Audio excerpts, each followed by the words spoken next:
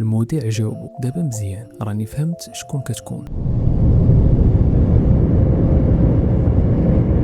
واضح باللي هذه كتابع نفس قوانين ديال الجنيات. انت شوف اسمعني ركز معايا مزيان وسير جيب ليها اللبن، حيت هاد النوع من الجنيات عزيز عليهم اللبن وكيبغيو ياكلوه باش يسدوا به الجوع وكيمشيو بحالهم. فهنايا جايك كيجيب ليها اللبن كيمدوا ليها وفعلا كتخرج لسانها حتى كتقول باللي صافي غادي تشربوا وكتستقبى غتلحس جايك بلسانها. هنا المذيع كيقول له مادام الموضوع ما جاب حتى شي نتيجه هادشي كيعني باللي البنت من الاشباح. حاول انك تدبر في شي حاجه ولا شي مزمار كيغني، حيت الاشباح كيكرهوا الصوت ديال المزمار. فجاي كيحاول يدور يدو ويحولها على شكل مزمار وكيبدا يغني للبنت. وهنا البنت شنو كدير؟ كتبدا تشطح، والمفاجاه كانت عاد ما كيزيدوا يخرجوا وحدين اخرين بحالها وكيكثروا وكيبداو كلهم كيشطحوا بواحد الطريقه اللي غريبه ما عندها حتى شي تفسير. ففين كيقول له باللي راه الغنى راه ما جاب ليها حتى شي نتيجه، حنا راه كنا حاصلين مع وحده صدقنا واحلين دابا مع سته، انت باين باللي كتخربق علينا وكتضحك علينا، عطينا شي حل منطقي نتفكوا منه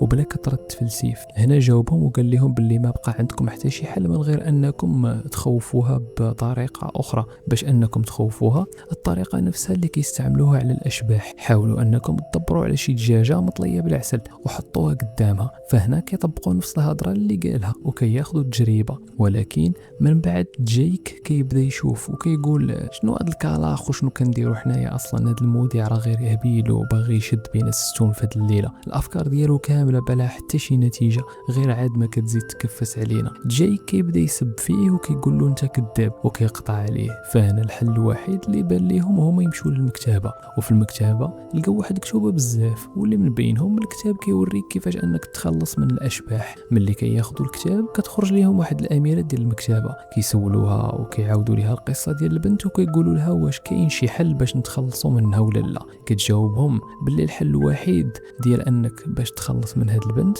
واللي هي في الاصل كتعتبر من الاساطير اللي بانت غير مؤخرا في هاد الخمس سنين، وهاد الخمس سنين هادي الى عقلتو هي نفسها اللي بدا فيها هاد البرنامج ديال الراديو. يعني هنايا شنو فهمنا؟ ان هاد الجنيه كتطلع في حاله وحده هي انك الى امنتي بها. فين وجايك دابا عاد فهموا واستوعبوا البلان. فحال كان بحال هكا راه الحال ساهل، غادي نحاولوا اننا نساوها وما نتسوقوش ليها.